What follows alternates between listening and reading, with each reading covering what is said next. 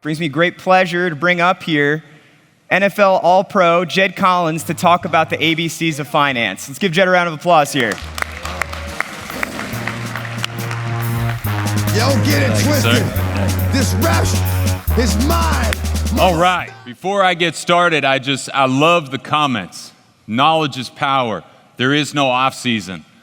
When we start looking at what we're going to talk about today, money, finance, doesn't have an off season either. But what you're able to do, no different than as you look at your chapter, build that plan. So what if? What if you left here more confident in your financial plan? What if you left here believing your chapter could start to use money? What if we all left and saw the TKE as an organization that was known for speaking the language of money? That's what we're here to do. As you heard, my name's Jedediah Collins. I'm going to give myself a little intro here in a moment. But as we begin, the question really becomes, how confident are you in your world of money? How confident are you about what you're trying to do in this atmosphere? The one subject, regardless of major, you are all going to have to participate in. I learned this idea of confidence very early, and it happened, as you'll see here, with the Philadelphia Eagles, a story I love to share about a guy named Brian Dawkins. Anybody remember Brian Dawkins? Yeah, there you go. Brian Dawkins was so good at the Philadelphia Eagles, played there for so long, he didn't just have one locker, that man had two lockers. As an undrafted guy, got cut a lot. I was just begging, hoping for a single locker. He had Brian Dawkins, the man locker, and then he had the Weapon X locker, the mythical creature he became out on the field. I remember my first day of padded up training camp. I got to rep in with the first team, and my responsibility was to block Brian Dawkins. Not a great first call, but as that ball snapped, the line started to spread. I saw the strong safety roll down, but as he entered the hole and I entered it with him, I didn't see Brian Dawkins, the man. I began to see Weapon X. I began to see the mythical beast descend from the clouds, cape, blades coming out of his hands, and he knocked me into next Tuesday. As I went home that night, I sat in the hotel, I stared in the mirror in the bathroom, and I realized I'd lost that battle before it even began. That word confidence. Confident with your money, confident with your family here, confident with your career and your future. Confidence is going to be everything. Regardless of what room or building or organization or company you walk into in a few years, if you don't believe you deserve to be there, nobody else will. But there is a big gap between confidence and cockiness. Cockiness is that freshman walking in thinks he's going to run the house. Cockiness is you telling people, whether it's money or not, how good you are at something. Confidence is an internal voice. So today we're going to work on our internal voice. Today we're going to work on that idea of confidence. Why? Just to share, raise of hands. How many of you have ever been stressed about money? That's why. I would love to ask how many of you are confident in money, and I know more and more every day of your brothers are joining the fold, but that's the opportunity that we have here today. So who am I? I want to begin by asking you on a piece of paper to simply write down your name. We're about to go through a workshop. We're about to go through a session. I am up here, but this is all about you. Knowledge is power, but it is meaningless if you don't take action. And by simply writing your name on this piece of paper, that means you took ownership of it. Took ownership of what you're about to learn, and more importantly, what you want to do with the knowledge that you're about to gain. You look up here, you see some teams, very cool. Some of you are saying, oh man, this guy must have been pretty good, played a while. I look up there and I see a wall of failure. Every one of those teams called me, cut me, told me my dream was over. Gave me a garbage bag and a plane ticket home. But I don't look at failure as a bad thing. I love to fail. I consider myself a great failure. Why? Because we, as we approach this understanding, realize when I fail, I've learned. When I fail, I've at least eliminated one thing that is not going to work that can be seen as progress. As I look at that board, I know every one of those rooms I walked out of and asked myself, what did I take away from? That question Santos just asked you, what did you take away from yesterday? What are you going to take away from today? All it has to be is one thing. Don't think you're going to change the world in a moment. Don't think this is going to change every bit of you. But if you walk away with one behavioral shift, one mindset shift, you've won the day. So this is what we want to understand. How can we be more confident? How can we avoid being afraid of failure? Welcome failure. You're all going to fail. Don't see that as the end. See it as a new beginning. So as we transition away from who I am, I just have one picture for you, because everybody asks, did you? Yes, the guy on the ground is Luke Kuechly, who was the defensive MVP of the NFL that year. But more importantly, the reason I show this picture is the hair flow. I mean, come on. That's respect. Yes, I also scored a touchdown on this play, but mostly the hair. That is not just coincidence that happens. So on your piece of paper, you have your name. Left side, write A, B, C, D. Right side, simply E, F, G. You're going to walk out of here with a high-level understanding of where you are today and 5 actions you can go take. Some of you may have taken some. Some of you are going to start with number 1. All of you are going to have something to leave here and know exactly what you're going to do. That is our goal. That is our focus. So where do we begin? Where do you begin any great journey? Where do you begin any mindset, any challenge? Everything begins with the end in mind. That's where we're going to start. You thought we were going to start on A, keep you on your toes. We're going to start on F. Why? Because F stands for freedom. F is the purpose, the reason why you're taking the trip, because the trip and the journey is every bit going to be an experience. There's going to be failures. With your money, you are going to make mistakes. Whether that's a spend, that's an investment, that's anything. Don't fear it. Don't stay away from it. Welcome it. Learn from it. That is what we want to be able to do. And so that ending net worth, you look at that and you think, well, that's the destination. That's what I want to get to. We're going to talk about that more and more. But as we begin, we have to see the change in your journey. Your journey in college today is vastly different than my journey was a decade ago. Some of the gentlemen and ladies in the room, farther beyond that.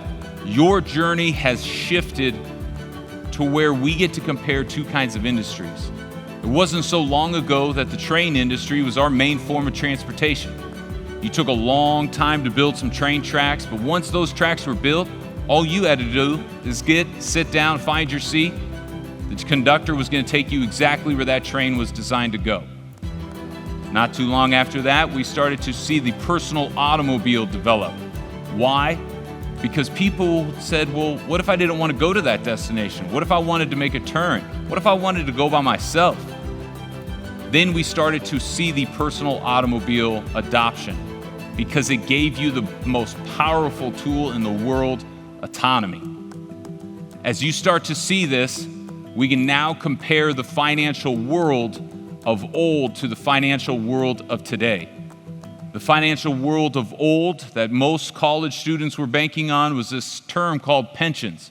They took a long time to build up the train tracks, but once you built those tracks, all you had to do was sit in the train and it was going to take you exactly where your destination was supposed to go.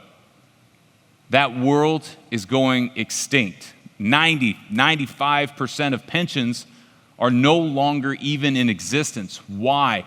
Because companies don't want your financial future on their balance sheet. They want you to be responsible for your financial future. Enter this personal automobile world. You have the autonomy, and now you are sitting in that driver's seat. The day of the train is over. Today we enter into your money vehicle. See what I did there? Thank you. We look at it and we have to ask ourselves, where is yours going? Where is your destination? How are you going to get out the gates, and where are you going to be heading? Begin with the end in mind. You have to have goals. And I'm not talking about that net worth number of I want to be a mega millionaire. Again, I'm going to talk about that here in a second because it is something we need to understand. But what can you do this week? This week, I asked you to learn one thing. That could be a weekly goal. What was the one thing you learned this week? Challenge you to write that down. This is the best thing I learned this week. See if you can create a log of that. This month, what's a bad habit you can change? This year, what can you start today that will come to fruition a year from today? Those are reachable goals. Goals that you are going to be able to set for yourself and in a week, a month, a year, be able to achieve. The second one is going to have to be around why you want this goal. Your coach, your teacher, your parents, your friends, your brothers, no one else can set your goals. These have to be individual. They have to be your purpose. Controllable. Very simply put, write down 2 sentences. I am willing to. Right below that, I am not willing to. You decide what is in your control. It begins with that confident mindset, and then it goes to what I am and what I am not willing to do. I am not willing to stop going out and having a good time. Fine. What are you willing to do?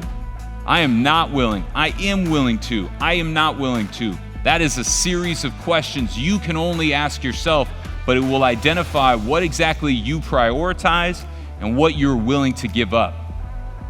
And the last one, maybe the most important, you got to think about that goal, that feeling. When I walk off the mountain, when I walk out of the ring, when I am victorious and have achieved my goal, how's it going to make me feel? That emotional tie, that smile that it brings to your face is going to be the reason. If you set a goal for your chapter, what are we going to feel as a family when we achieve it? What is that? Those are your goals. Those are your destinations. Now, this next little sequence is 3 calculations. I know it's early, but I believe you guys can do this. 3 quick calculations, because everybody, whether I walk in front of a room full of NFL players, Amazonians, high school students, everybody asks me the same question. Well, what's my number? How do I figure out what I want with my net worth? So we're going to do it very quickly, okay? Don't get lost in this number. This is more of just a headline. This is more of a destination you threw out, and it's a yardstick you're aiming for. So you're going to begin by writing down your burn rate. We'll talk about burn rate a little bit later. Right now, just write how much you would like to spend on a monthly basis. Your monthly spend. How much does that look like? Is that going to be $5,000? Is that going to be $2,000? Is that going to be $20,000? This could be your dream number. You could do the same thing for your lifestyle today. Write down X. X equals, let's just use 10,000 for easy numbers in my head. The next one's going to be very simple. You're going to multiply it by 12. 10,000 times 12 gives me 120,000. That is what my lifestyle is for a calendar year. What I spend in a month, what I spend in a year. The last one, multiply that by 25. If you want a high-level version of what you think your net worth and lifestyle should be, there it is. Why is that neat? Because it's custom to you. It is custom to what you said your life is going to look like. X, Y, Z. If you want a sleep easy at night number, that freedom number we talk about, that Z is going to be a good direction for you. Is that in stone? Nothing is. Nothing about money is. You're going to see here in a moment why. But as you look at what we're about to build in your scorecard today, and you look at where you're heading, those 2 numbers, that's your gap. That's your gap. We'll talk about how it's going to close, but now you at least have a vision. I have $10,000. I have $10 to my name today. My number is 1.2 million. I don't know. My number is 600,000. How do I close that gap? But now you have a little bit better of an idea. Where most people find stress about money is because a lot of people realize their plan is not working. Where the vast majority of people find stress about money is because they never even had a plan. Rule number 1, you're the driver. I built my business, my vision 14 years ago while I was sitting as a rookie in the NFL. And I realized nobody else cares about where I'm going to be 14 years from now. Nobody. If you don't, who does? You drive your money vehicle. So begin with an action. Begin with a goal and an intention. What did you learn this week? What was the best thing you learned this week? What are you going to stop doing? August is right around the corner. What are you going to stop doing in August? What are you going to start August 1st that you'll see the fruits of a year from now?